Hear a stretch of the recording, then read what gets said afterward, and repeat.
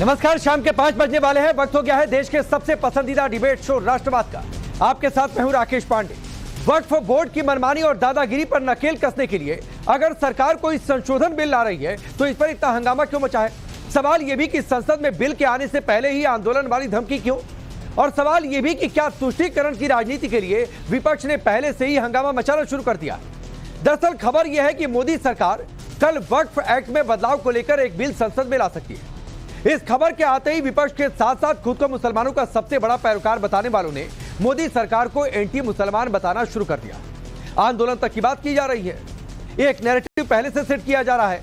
सवाल है कि बिल के संसद के पटल से आने से पहले ही इतने आग बबूला है, तो बिल जब संसद में पेश हो जाएगा, संशोधन हो जाएगा, तो आगे क्या होगा? आज इसी मुद्दे पर डिबेट, लेकिन पहले रिपोर्ट देखिए।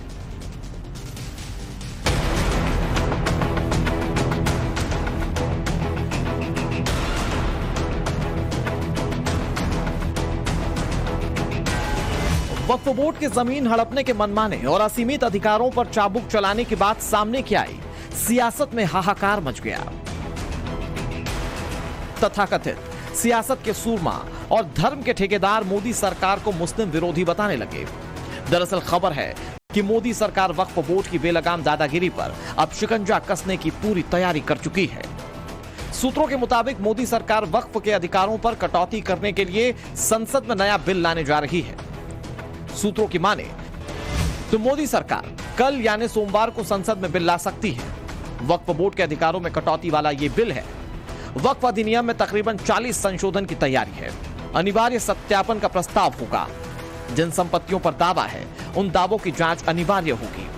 वक्फ बोर्ड की विवादित संपत्तियों की भी जांच की जाएगी। वक्फ बोर्ड के तमाम दावों की सच्चाई खंगाली जाएगी। बिल का स्वागत करेंगे अगर ये बिल आ जाता है, क्योंकि उत्तर प्रदेश से मिलाकर पूरे देश में लाखों संपत्तियां वक्फ की हैं और उसमें लोगों को न्याय नहीं मिल पा रहा है। निरंकुश वक्फ बोर्ड हैं, वो अपनी शक्तियों से ऊपर उठकर लोगों को परेशान करते हैं। तमाम ऐसी प्रॉपर्टीज हैं, तमाम ऐसे मसले हैं जो सीधे शासन के पास आना चाहिए। अब जो अध्यादेश आएगा जिस पर चर्चा कराई जा रही सदन में, भारतीय जनता पार्टी की सरकार ला रही है, वो इसलिए ला रही है क्योंकि अब कोई भी मसला आप वक्फ बोर्ड लेकर नहीं जाएंगे।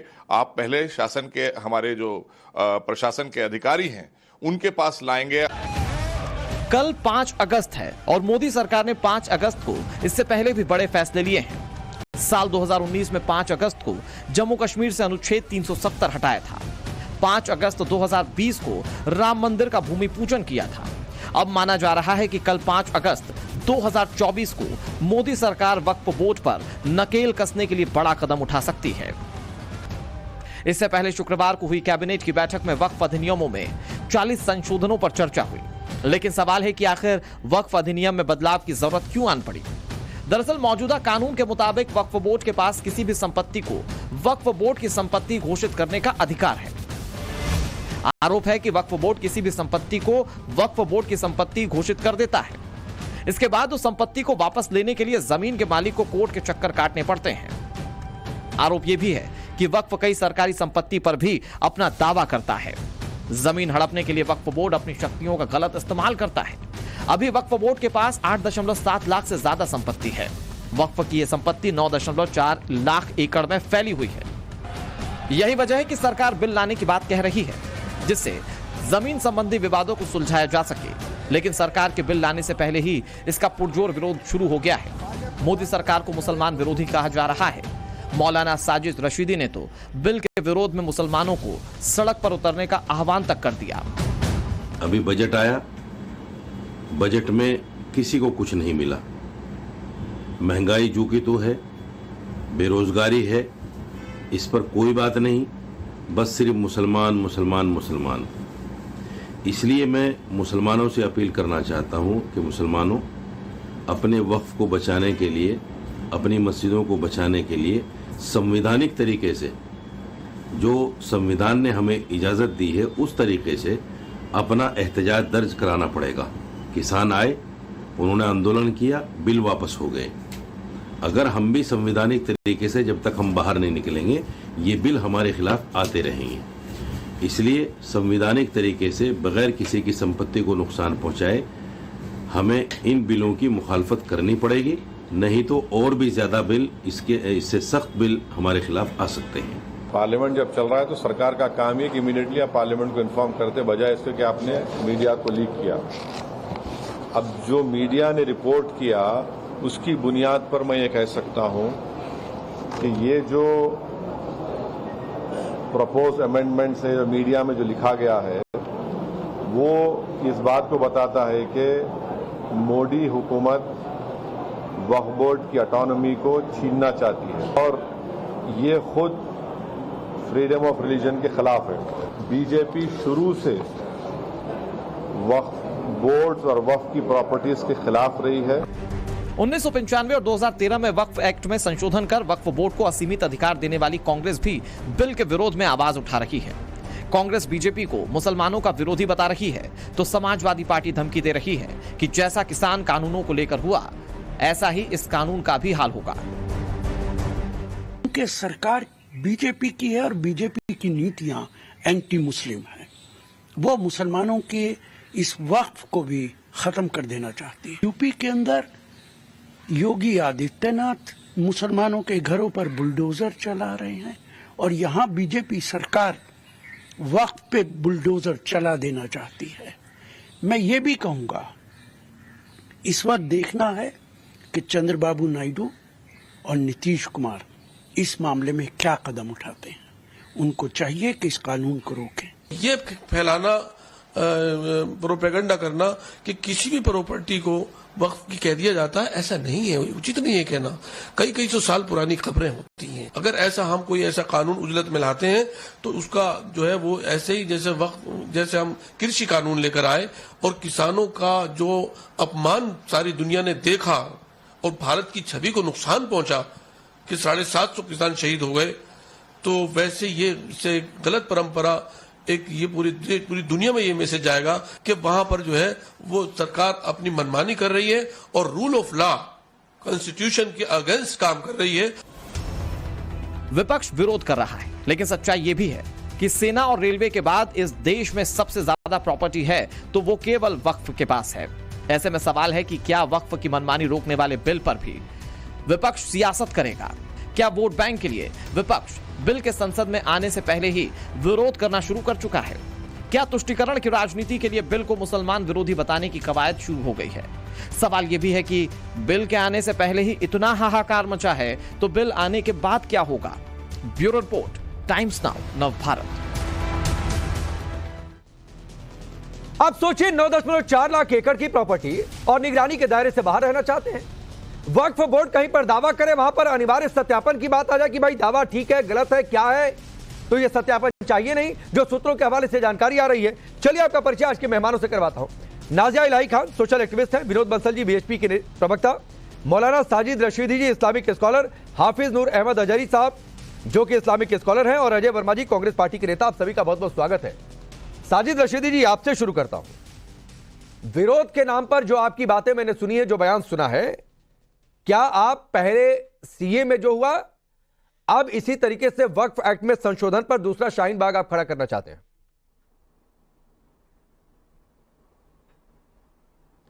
मतलब अगर मैं संवैधानिक तरीके से अपनी कौम के लोगों को आह्वान कर रहा हूं तो शाहीन बाग खड़ा हो जाएगा? नहीं, मैंने तो पूछा ना, आप कह दीजिए कि नहीं खड़ा करना चाहता हूं। बहुत सीधी सी बात है। आपको शर्म नहीं आती बोलते हुए? अरे तो आप नहीं, आपको इतनी बौखलाहट की जरूरत नहीं है। एक लाइन का इसका जवाब था कि नहीं, मैं शाहीन बाग खड़ा करने की बात नहीं कर रहा हूं। नहीं, कोई प्रदर्शन होगा तो हम सड़क नहीं रोकेंगे, हम लोगों को दिक्कत नहीं होने देंगे। एक लाइन का जवाब था। इतनी बौखलाहट क्यों है साजिद रशीदी? अरे सुनो, मैं सुन ही रहा हूं, मैं सुन ही रहा हूं। जाओगे मुझे पता नहीं, अब ये जो शब्द आप इस्तेमाल कर रहे हैं साजिद रशीदी, वो शब्द अपने पास रखे रहिए। आप मेरे सामने बिल्कुल कहने की मत किया करिए। बहुत तमीज से और बहुत संवैधानिक तरीके से मैं अपनी बात कहता हूं। मैंने पूछा था कि क्या शाहीन बाग जैसा प्रोटेस्ट आप करना चाहते हैं? एक लाइन का जवाब था, अगर हाँ तो हाँ, नहीं तो नहीं। इसमें बौखलाने की जरूरत क्या थी? संवैधानिक तरीके से मेरी बात को अन्यथा लेने की जरूरत नहीं है। नहीं, आपने मेरी बात को अन्यथा ले लिया साजिद रशीदी। मैं ऐसे ही बोलूंगा। मिस्टर रशीदी, आपने मेरी बात को अन्यथा ले लिया। मैंने पूछा शाहीन बाग जैसा प्रोटेस्ट करना चाहते हैं, बोल देते नहीं। आप जैसे एंकरों को बहुत जानता हूं। नहीं, मैं भी आप जैसे मौलानाओं को बहुत जानता हूं। ऐसे जो जैसे सिर्फ आपके प्रोपेगेंडा सैनिकों फैलाना को चाहते बहुत जानता हूं हैं, मैं। जो सिर्फ लोगों को भड़काना चाहते हाँ। हैं। मुझे मालूम है तो आपकी ये दुखती रक्षण गई, बकवास नहीं करना ज्यादा। साजिद रशीदी, मुझे मैंने मालूम है कहा आपकी दुखती संवैधानिक रक्षण गई तरीके से- मेरे इस एक सवाल से।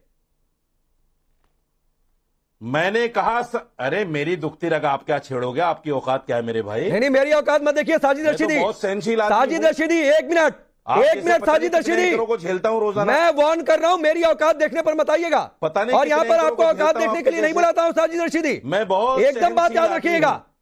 एकदम बात सुनिए। याद रखिएगा, और बहुत तमीज के साथ मेरे सामने कोई भी पता बोले, चल गया ना, बहुत तमीज के पता साथ। चल गया ना कि मेरे संवैधानिक आह्वान को, मेरे संवैधानिक आह्वान को आप शाहीन बाग कह रहे हैं?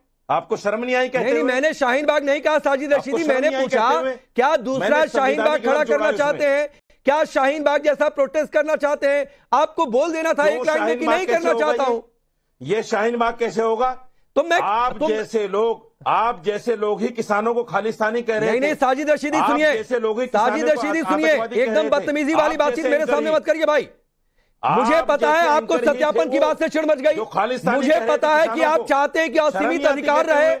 मुझे मालूम है कि आपकी क्या मंशा, चाहता हूं? आपकी बौखलाहट ये दिखाती क्या है चाहता हूं? कि आप सिर्फ लोगों को भड़काना चाहते थे साजिद रशीदी। क्या मंशा है मेरी, बताना जरा। क्या चलिए मंशा है मुद्दे मेरी, पर आइए बताना ना, जरा।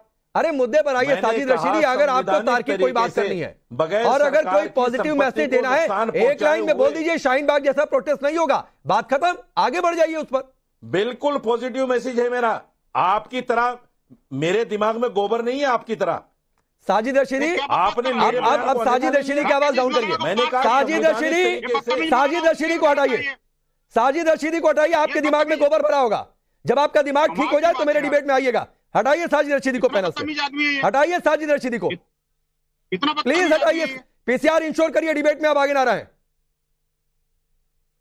चलिए विनोद बंसल जी, एक लाइन का सवाल यह था कि भाई शाहीन बाग प्रोटेस्ट खड़ा करना चाहते हैं उसके जैसा, अगर नहीं तो बोल देते कि नहीं, हम शांति तरीके से कहीं एक जगह जाकर जंतर मंतर या दूसरी जगहों पर जाकर या परमिशन लेकर प्रोटेस्ट करेंगे। इतनी बौखलाहट क्यों? क्या सवाल चुप गया या उनकी मंशा देश के सामने उजागर हो गई? राकेश जी देखिए, ये जो देश विरोधी लोग हैं, ये जिन्नावादी सोच के साथ चलते हैं। अब ये चाहते हैं कि अभी अब फिर हम डायरेक्ट एक्शन की धमकी देंगे। ये भारत है, नया भारत है, और नए भारत संविधान के अनुसार चलेगा। आपकी ताकत और धमकी के अनुसार नहीं चलेगा। अगर आप टीवी डिबेट में किसी ने बुलाया आपको तो ड्यू रेस्पेक्ट आपको बात करनी चाहिए ना कि एंकर के पीछे ही पड़ जाओ आप। अरे जवाब तो देना पड़ेगा जब डिबेट में आए हो। तो मैं पूछना चाहता हूँ, आखिरकार दुनिया का कोई संविधान ऐसा है क्या जो कि तथाकथित अल्पसंख्यकों को वो एग्जॉर्बिटेंट अधिकार दे देता है जो उस देश का प्रधानमंत्री को, राष्ट्रपति को भी नहीं है, इवन सीजीआई को भी नहीं है? कमाल की बात है। किसी भी जमीन पर हाथ रखा, नोटिफिकेशन जारी किया, रातों रात प्रॉपर्टी उनकी और उनके बाप की। ये कोई तरीका हुआ क्या? और फिर उसके ऊपर अगर अपील करनी है तो इन्हीं के न्यायालय में अपील करनी है। वहां सारे के सारे वही लोग बैठे हुए हैं जिन्होंने ये उसको जमीन को कब्जा है। और ये देखिए, जमीन का जो हिस्सा है, आप देख रहे हैं दुनिया, भारत का सबसे सर्वाधिक हिस्सा जो है ना, रेलवे के बाद वक्फ बोर्ड के पास है। आपको पता है तमिलनाडु का पूरा गांव इन्होंने हड़प लिया, जिसमें एक भी मुसलमान नहीं है। आखिरकार प्रॉपर्टी कहां से आ गई भाई? और हजारों साल पुराने मंदिर हमारे कब्जा लिए इन्होंने। आप मुझे बताइए, आखिरकार ये जो असीमित अधिकार 1995 में इस कानून में अमेंडमेंट के द्वारा दिए गए थे, वो आखिरकार किस मानसिकता के साथ दिए गए थे? क्या वो ठीक नहीं होने चाहिए? जो अधिकार मुसलमानों को है, क्या वो अधिकार सिखों को है क्या, जैनों को है क्या, बौद्धों को है क्या, हिंदुओं को है क्या? ठीक ये ऐसे नहीं चलेगा। आप ठीक है, मैं कहता हूँ, ठीक है विनोद जी मैं आ रहा हूं सर, मैं आ रहा हूं सर। हाफिज नूर अहमद अजहरी साहब, मेरा एक लाइन का सवाल यह था, चूंकि साजिद रशीदी ने अपील की थी कि मुसलमान सड़कों पर उतरे, उतरना भी चाहिए। अगर सरकार के किसी फैसले पर ऐतराज है, कोई कानून में संशोधन पर ऐतराज हो रहा है, बिल्कुल उतरिए, लोकतंत्र इसी का नाम है, आप प्रोटेस्ट करिए, कोई किसी को दिक्कत नहीं है। लेकिन मैंने पूछा कि क्या शाहीन बाग जैसा प्रोटेस्ट खड़ा करना चाहते हैं तो इसमें इतना बौखला गए? तो मंशा पर तो सवाल उठेगा कि आप प्रोटेस्ट के लिए अपील नहीं कर रहे हैं, आप भड़काना चाहते हैं प्रोटेस्ट के नाम पर। नहीं, हमने कुछ बोला है तो अगर हमसे उस पर सवाल हो रहा है तो जवाब देना चाहिए। लेकिन आपने भी एकदम शाहीन बाग कहा ना उनसे, तो उन्हें शायद बुरा लगा इस पर। शाहीन बाग को आपने गलत तरीके से पेश किया। सुन ले, रुक जाइए विनोद जी, विनोद जी आप बोल रहे थे, मैं खामोश रुक जाइए। हाँ हाँ बोलिए, आप बोल रहे थे, मैं बोलिए अजहरी जी बोलिए, मैं आया बीच में, बोलिए आप। जो भी ये मसाइल हैं वक्फ बोर्ड को लेकर के, मैं ये पूछना चाहता हूँ, 10 सालों से सरकार है, आप लोगों को एक बार ये भी सवाल करना चाहिए कि सरकार ने बेरोजगारी के लिए क्या किया है। सरकार ने 15 लाख रुपए देने के लिए वादा किया था, कहाँ गए वो? तीसरी सरकार है, घोषणा की है क्या उन्होंने? आपको एक बार ये भी उनसे सवाल करना चाहिए कि जो नोटबंदी हुई है दो बार, उससे देश को क्या फायदा हुआ है? मुसलमानों के मसाइल के लिए क्या वजीर आजम को वजीर आजम बनाया गया है कि शुरू से लेकर के मुसलमानों के मसाइल पर हस्तक्षेप कर रहे हैं? अजारी जी, बेरोजगारी पर रह कर सवाल पूछे जाते हैं, आपको वो सवाल सुनाई नहीं देते तो वो आपकी दिक्कत हो सकती है। संपत्ति को कब्जा करने वालों को छुड़ाना जरूरी है। जो मुगलना नहीं किया वो बकलोली ना करो आप ज्यादा ना बोलो, आपके लिए अच्छा होगा।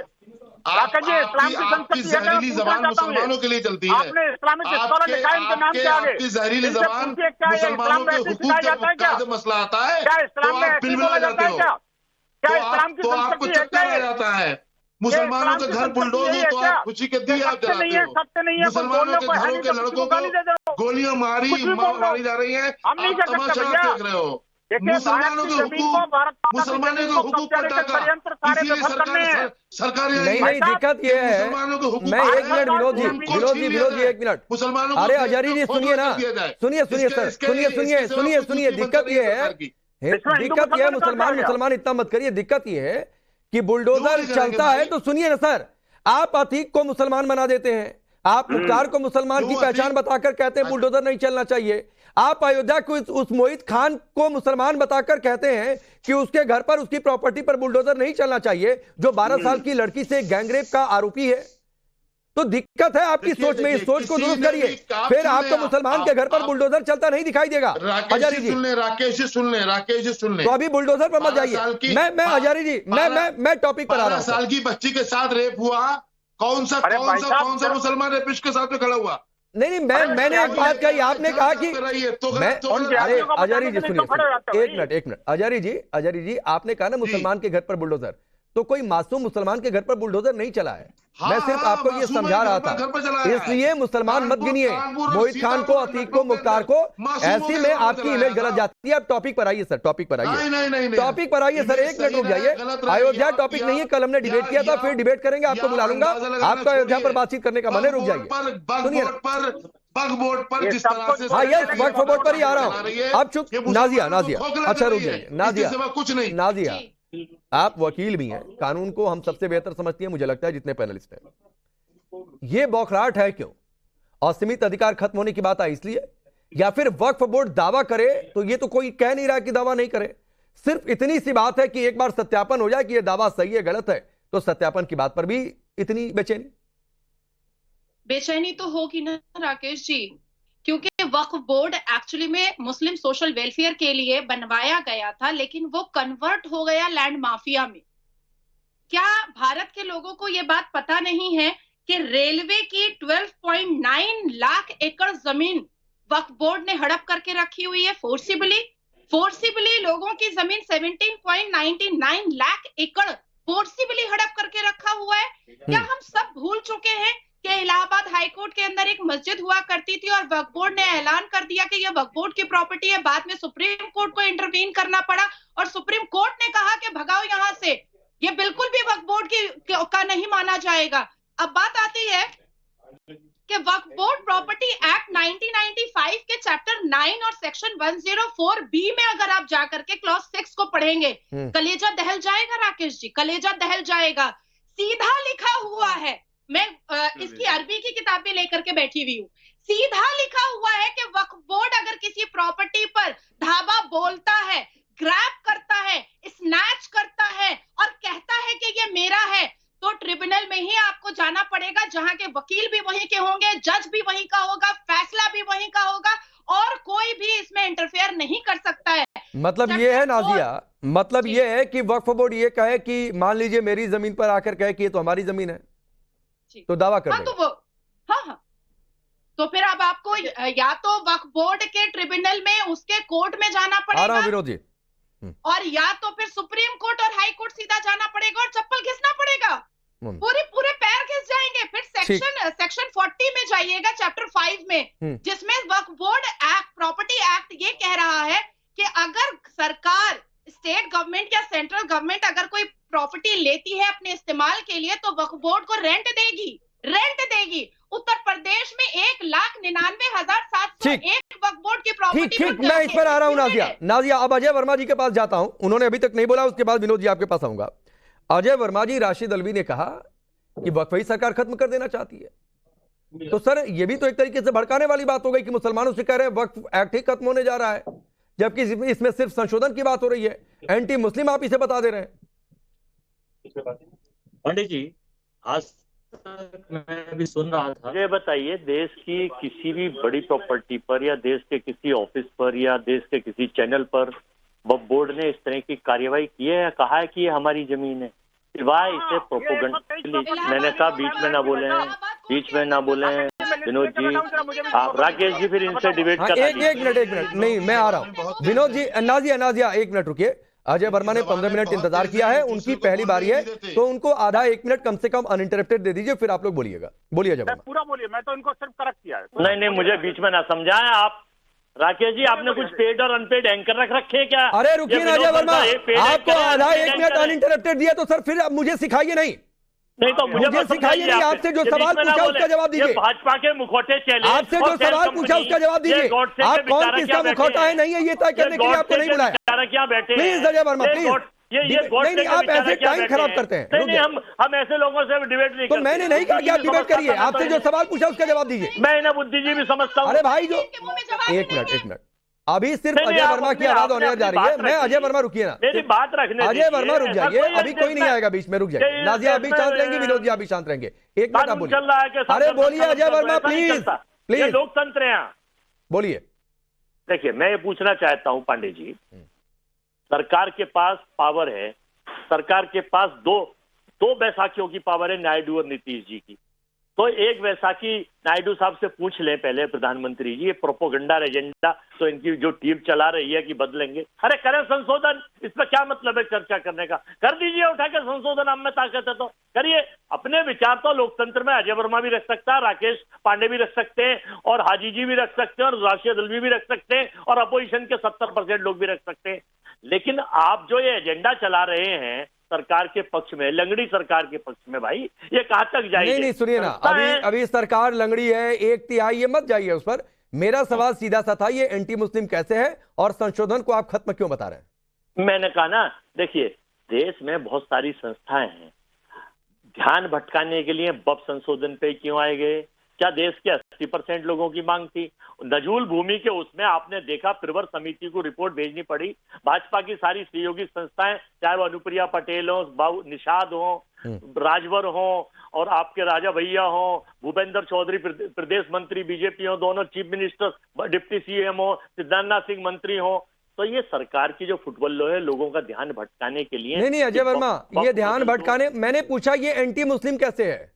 ये मुझे ये सरकार तय करे, ये लोगों के विचार है। कोई, अरे आपके नेता ने कहा, या तो कह दीजिए आपके नेता ने गलत कहा, या कह दीजिए एंटी मुस्लिम संशोधन नहीं है।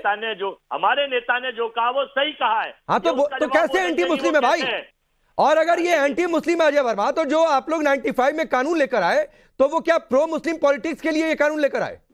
54 से ये कानून था, 64 में पास हुआ, 95 में, फिर 13 में। तो क्या प्रो मुस्लिम पॉलिटिक्स के लिए आप लोग ये कानून लेकर आए? नहीं, हम तो पूरे देश में हिंदू, मुस्लिम, सिख, ईसाई, बौद्ध, पारसी, हम भारत के संविधान के हिसाब चलते हैं, हम संविधान को खत्म नहीं करते।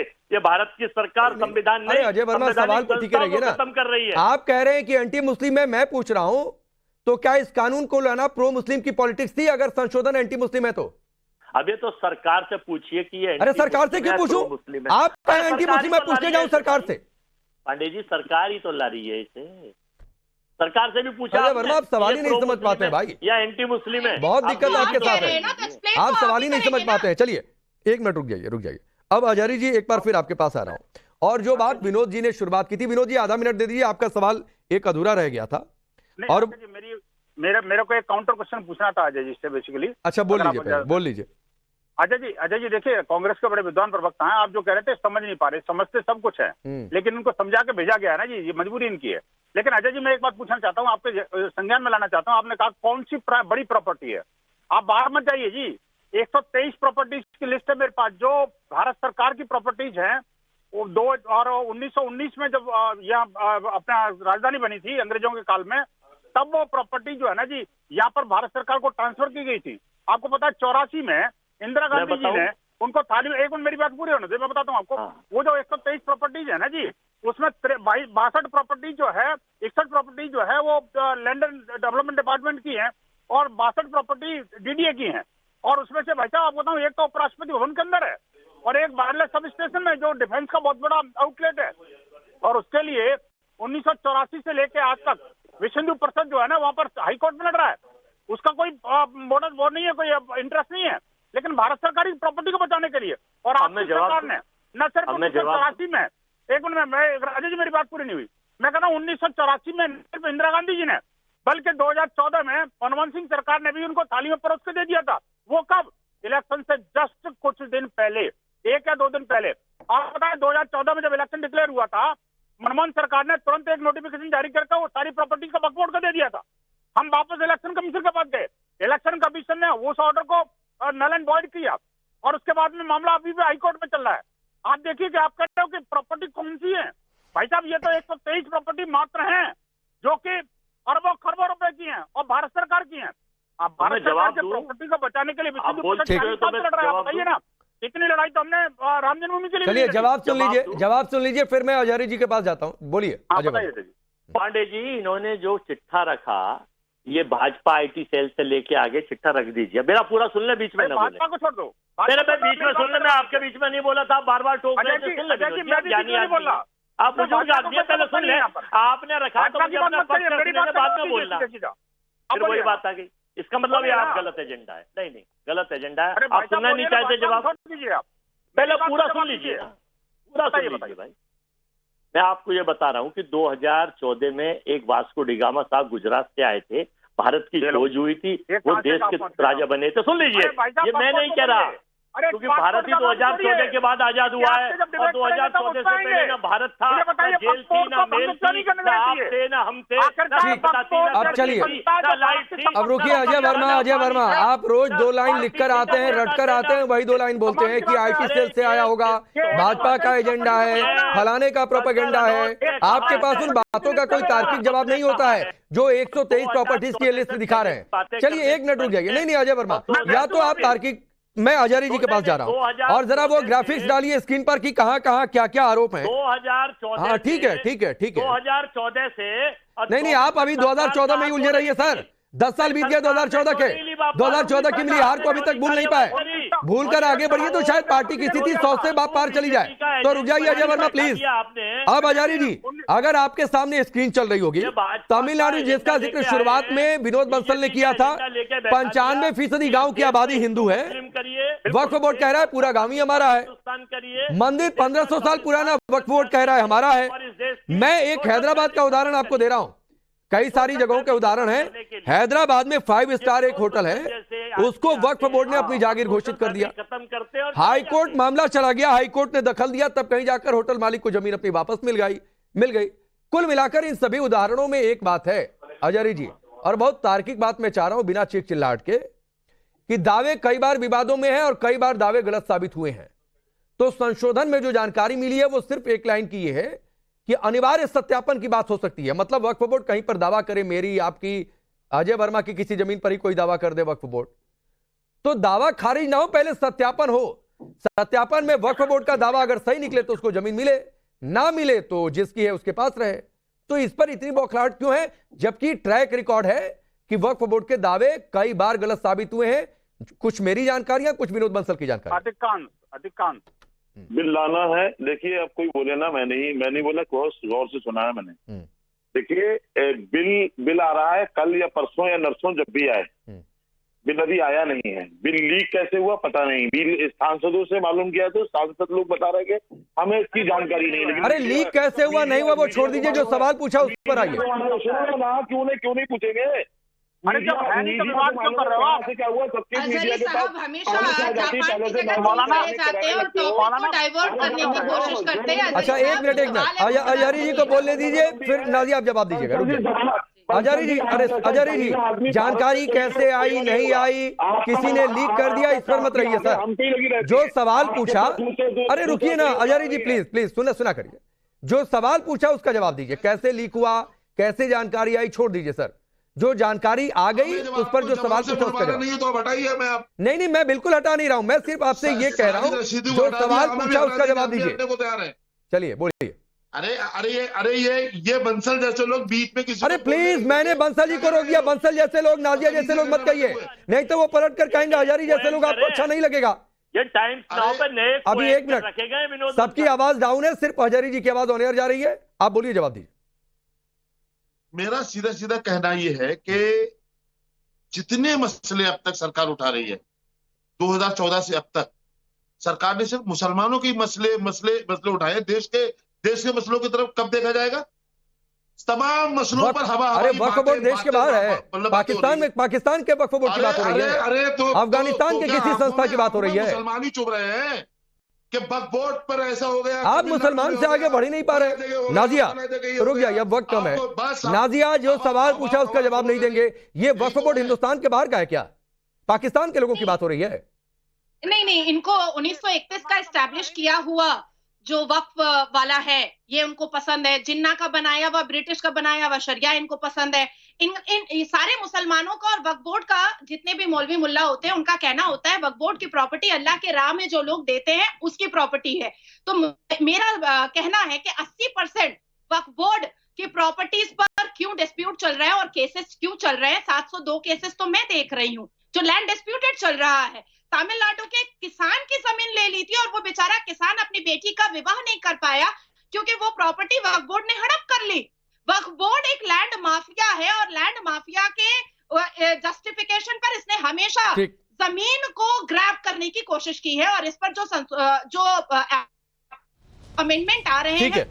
ठीक है नाजिया, वक्त इतना ही है। आप सबका बहुत बहुत शुक्रिया। एक बात तो तय है, ये जो हड़कंप दिख रहा है, ये असीमित अधिकार को कंट्रोल करने की जो बात आई है, सिर्फ उसी बात से ये हड़कंप मचा हुआ है, ये बात तय हो गई। वरना अजहरी जी बौखलाते नहीं, साजिद रशीदी इस तरीके से बदजुबानी पर उतरते।